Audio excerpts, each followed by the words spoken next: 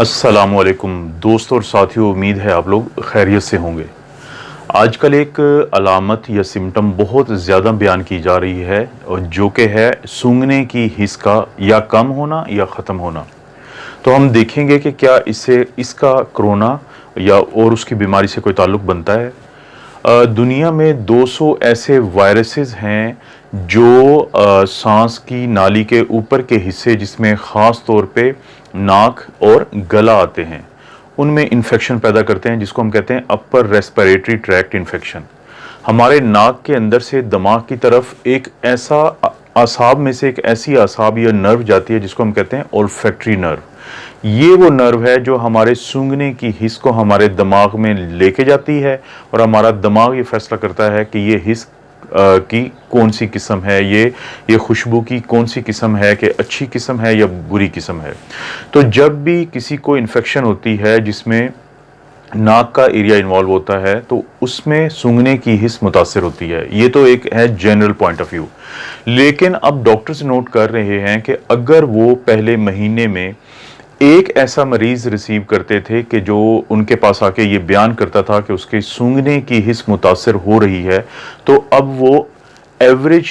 4 से 6 ऐसे मरीज उनके पास आ रहे हैं जो उनको आके ये बयान करते हैं कि उनकी सूंघने की हिस्स या तो मुकम्मल तौर पे ख़त्म हो चुकी है जिसको हम एनओस्मिया कहते हैं, या सूंघने की हिस्स बहुत कम हो चुकी है जिसको हम हाइपोस्मिया कहते हैं।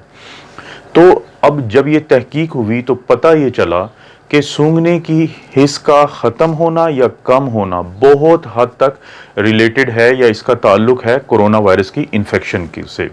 मिसाल के तौर पे इससे पहले दुनिया में क्या होता था कि हर 100 में से 40 वो लोग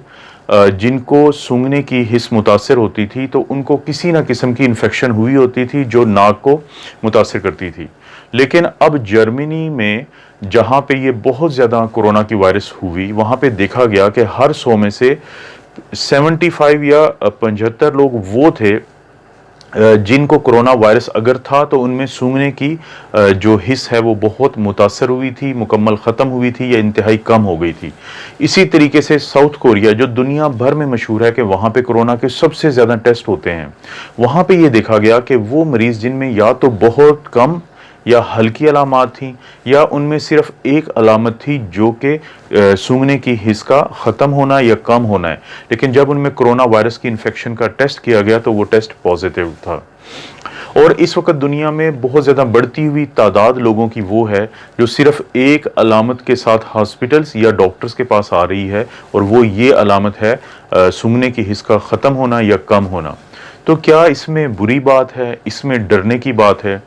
नहीं मेरे दोस्तों, इसमें डरने की बात नहीं है, बल्कि वो तमाम लोग जिनमें सूंघने की हिस्स या तो ख़त्म हो गई है या उनमें इंतहाई कम हो गई है, तो वो उन खुशकिस्मत लोगों में से हैं जिनको अगरचे वायरस का अटैक तो होता है लेकिन क्योंकि उनका मदाफ़ियती निज़ाम या इम्यून सिस्टम इतना स्ट्रॉन्ग होता है कि वो उस वायरस को मार भगाने की पूरी कोशिश करता है और मरीज़ के अंदर अलामत पैदा नहीं होने देता।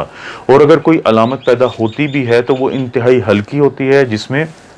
सूंघने की हिस्स का ख़त्म होना या कम होना भी शामिल है। बुनियादी तौर पे अगर खुदा न खास्ता मुझे कोरोना वायरस का अटैक होता है तो जब मेरा इम्यून सिस्टम कोरोना वायरस के साथ जंग शुरू करेगा तो अगर वो जंग मेरा इम्यून सिस्टम कमज़ोर है तो वो जंग बढ़ते बढ़ते मुझे बुखार, मुझे खांसी, मेरे जिस्म में दर्द, ये मुझे बहुत अरसा तक रहेगा। लेकिन अगर मेरा इम्यून सिस्टम बहुत स्ट्रॉन्ग है, मेरा मदाफ़ियती निज़ाम बहुत स्ट्रॉन्ग है, तो या तो वो मुझे पता भी नहीं चलने देगा कि उसने वायरस को मार भगाया है, जिसमें उसको 2 हफ्ते भी लग सकते हैं, 4 हफ्ते भी और टोटल 6 हफ्ते भी लग सकते हैं। लेकिन और अगर मुझे हुई भी किसी अलामत की पहचान तो वो इंतहाई हल्की अलामत होगी, जैसे कि सूंघने की जो हिस्स का ख़त्म या कम होना।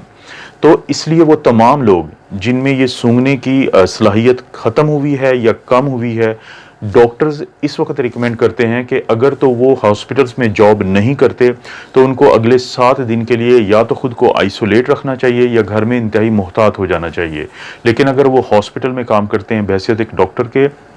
या स्टाफ नर्सेस के, तो उनको और उनमें सूंघने की जो हिस्सा है वो कम हो गई है या ख़त्म हो गई है, तो वो पर्सनल प्रोटेक्टिव इक्विपमेंट यानी वो ग्लव्स वो फेस मास्क N95 जिसे हम कहते हैं और पूरे जो हैजमेट सूट है वो पहन के अपनी ड्यूटी करें, ताकि उनमें से किसी और को ये इन्फेक्शन ना फैले। और वो तमाम लोग जिनमें सूंघने की सलाहियत कम या ख़त्म हुई है, उन लोगों से दरख्वास्त है कि वो स्टीरॉयड का इस्तेमाल ना करें, क्योंकि कोरोना वायरस के मरीज़ों में आम तौर पे जदीद तहकीक के मुताबिक स्टीरॉयड के इस्तेमाल को इंतहाई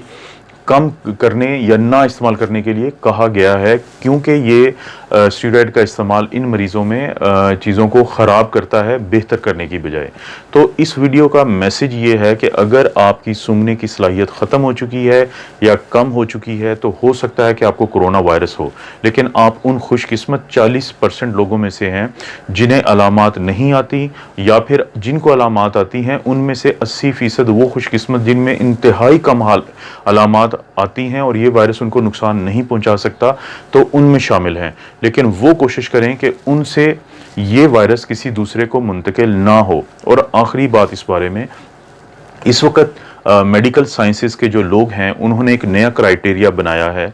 कि वो तमाम लोग जो एसिम्टोमेटिक थे या जिनमें अलामात नहीं आती थी और ये समझ नहीं आता था कि इनमें से किसका टेस्ट किया जाए PCR और किसका ना किया जाए, अगर PCR टेस्ट की अवेलेबिलिटी इंतहाई कम है जैसे कि पाकिस्तान में है,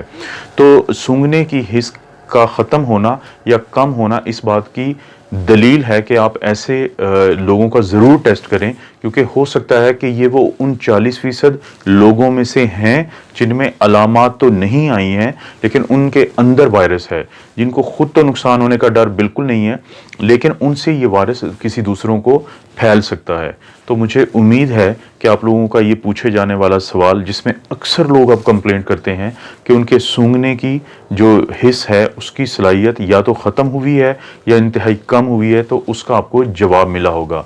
आप अपनी ज़िंदगी में अपने इर्द गिर्द रहने वाले लोगों के साथ मिलकर अपना और अपनी फैमिलीज़ का ख्याल रखें। अल्लाह ताला आपको और आपकी फैमिलीज़ को हर किस्म की बुराई से और हर किस्म की बीमारी से महफूज रखे।